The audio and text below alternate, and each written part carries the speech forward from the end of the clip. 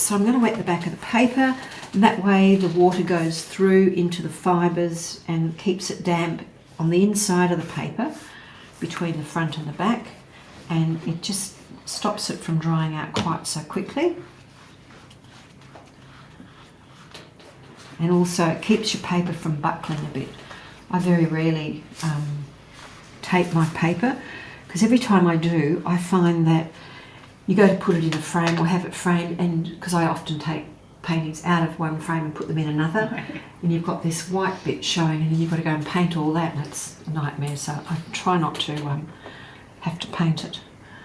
I try and paint to the edges. I'm going to start out here.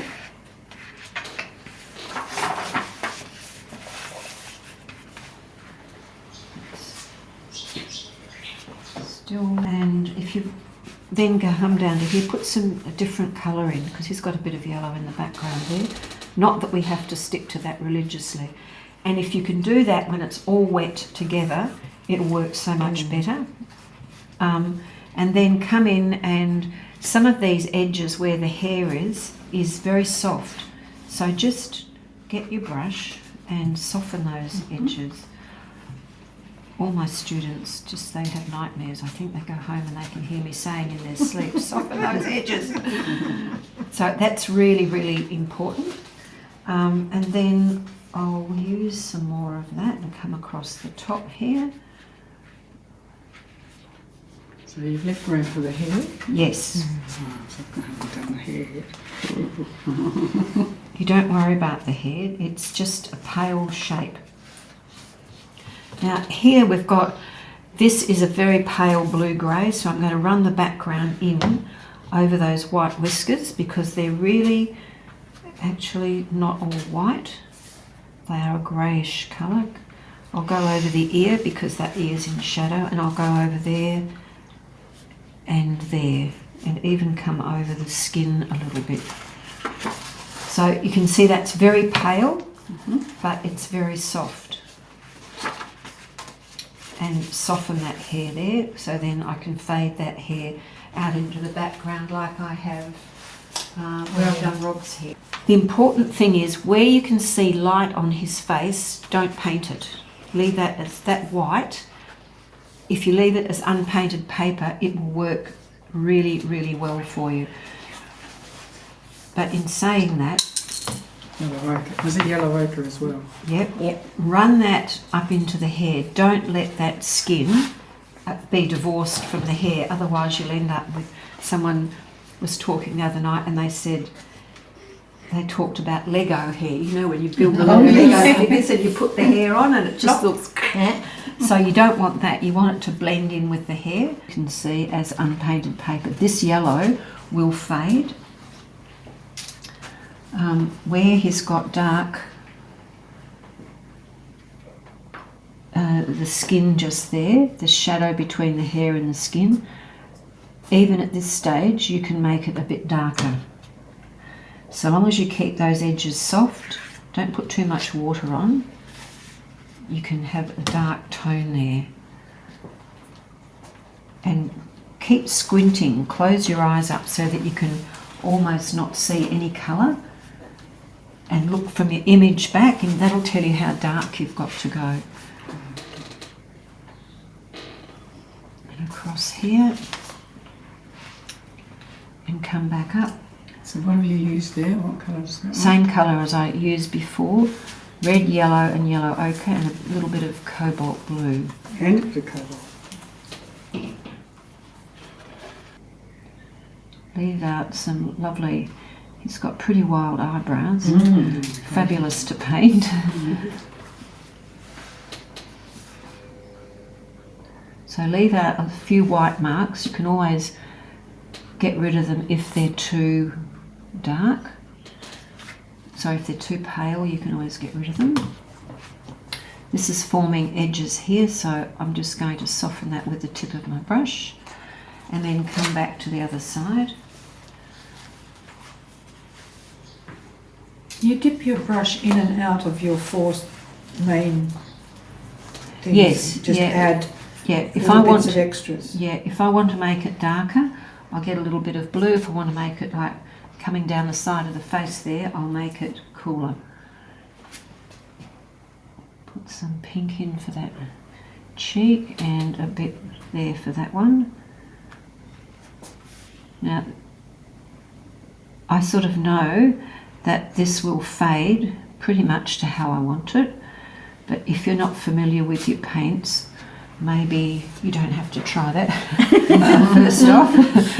Do it in layers if Yeah, you need to. and down the side of that face there, it's quite a dark colour, and we'll put a purple in. We can always go over that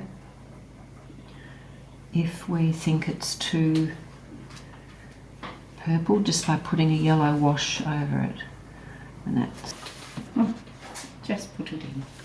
well, honestly, see, let it paint itself. You don't have to poke around and get stressed about things. And then soften those edges you want to do.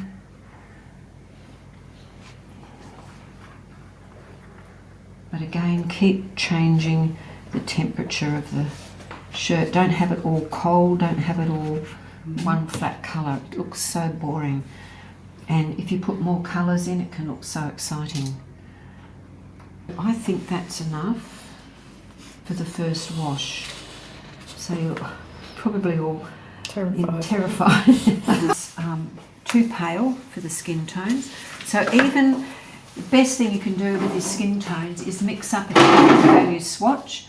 So even though this is in grey, it's a greyish brown, it's still the same thing. Like, for instance, you might think, yes, that's quite a nice flesh tone, but how dark do you make, say, for example, under his eyes? Well, if you do up a tonal swatch, cut with a hole punch, take a hole out, and you put that over the patch that you want to look at, it's actually as dark as that.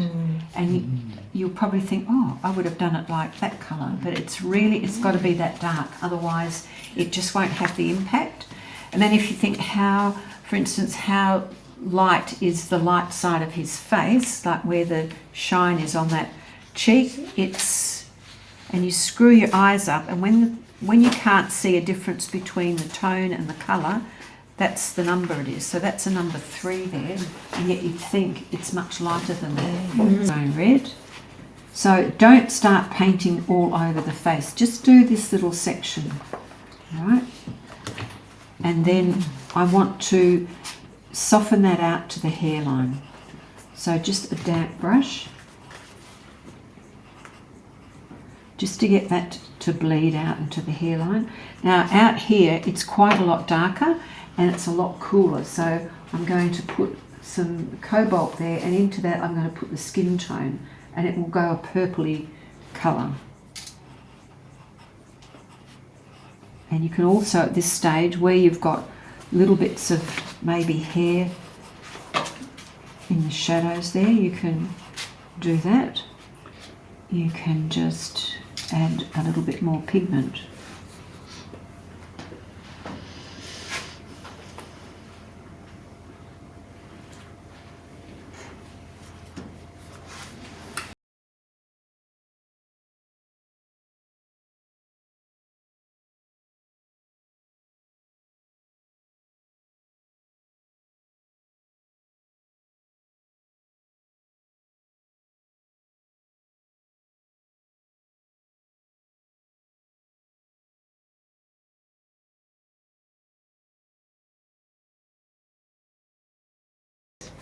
It's really good. And don't make his eye a really pretty blue, because it will look horrible. You know, better to do it a dark sludgy blue than have it to like a pretty blue. It'll just be awful and you won't be happy. So you can put blue in, but just mix it up a bit, don't have it all. And it's quite dark. The top of the iris is always darker than the rest. Okay, so there's his. I'm the artist. I'm putting what I like. And a bit darker over to here.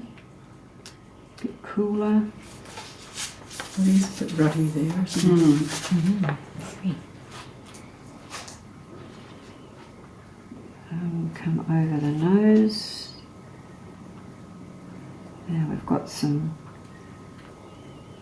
whiskery bits there, and the skin there is in shadow because of the cheek, the curve of the cheek. So then I'm going to come, same here, down here with, it's quite dark.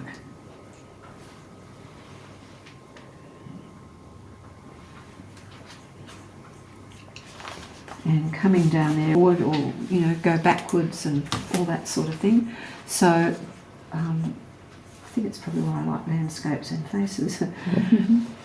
So with the mouth, he's got a wonderfully rugged look to the mo, and some of that is a bit grey.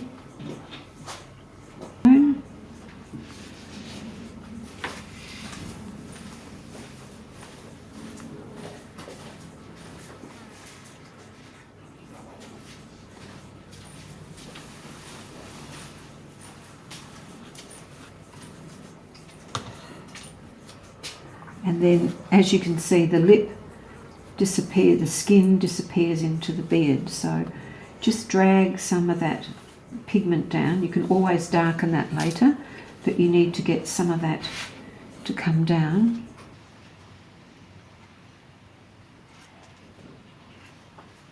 Probably a bit darker, a bit dark there.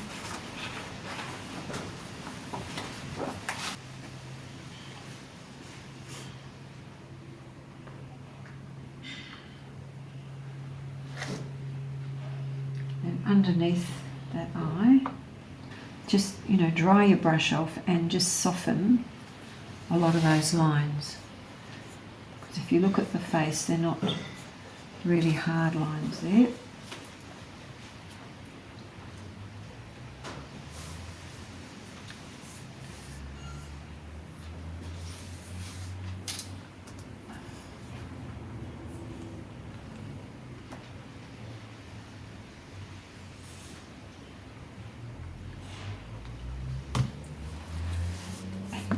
Excuse me, out into here, it's also quite soft because the hair's fluffy and there's no distinct lines there. And put some cobalt in.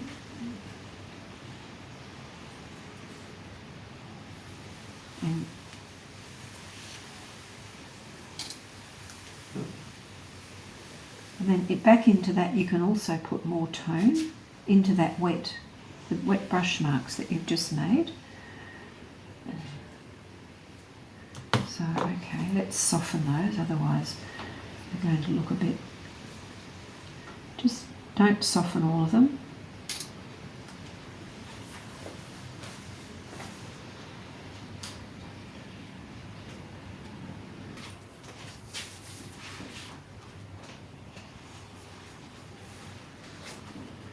Of course, the more you paint, the more you learn about that, and that's the only way that you can learn, is to just, constantly keep painting, and it does come to you. It's not something that you can learn in a weekend.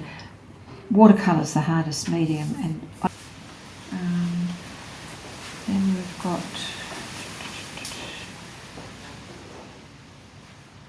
some creases there.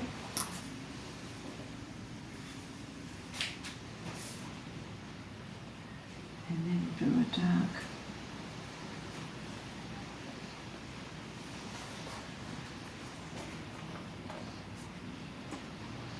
Dark a bit behind, maybe there's dark there, there's some dark there.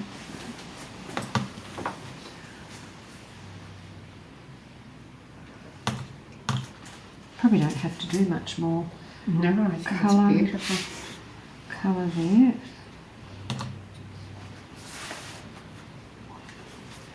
And under the throat, just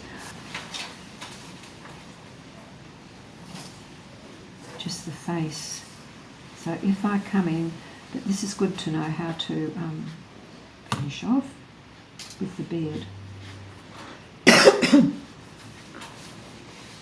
So with the beard, and that could be quite a bit cooler there too, actually, because his skin there is in shadow. Yeah. So what I'd like to do now is finish off the background, come in with stronger colour. So that's still in there, isn't it? Okay, so I'm going to put a bit of neutral tint into that because I'm in a hurry. Make a really strong, super duper dark, and come in this side, I think. That's too blue. Oh, it's not blue enough.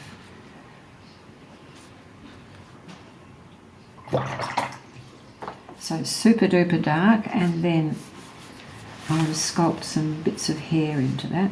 So drag that background down into the hair there.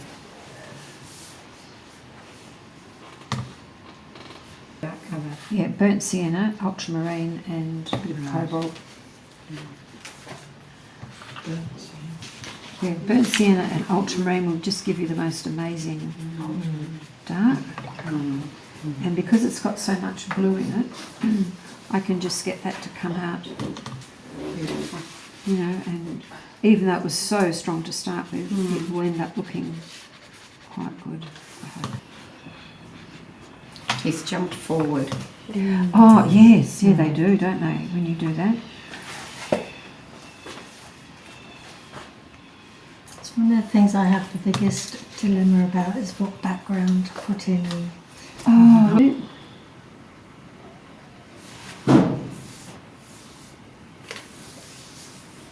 yeah, that's enough there. And a bit more on his nose.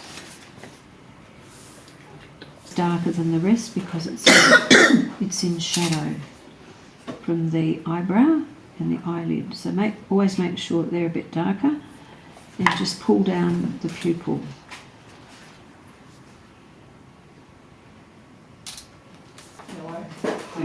And just model it from the background. Yeah.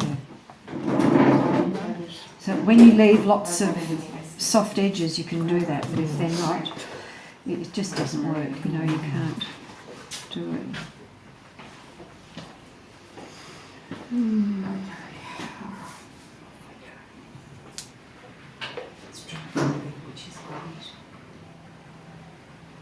Just to give that look of the lights coming through the hair. Yes, that worked better. And this side here is a bit like that. His ears there. I mean, this is a very quick portrait. It's not going in the Archibald or anything.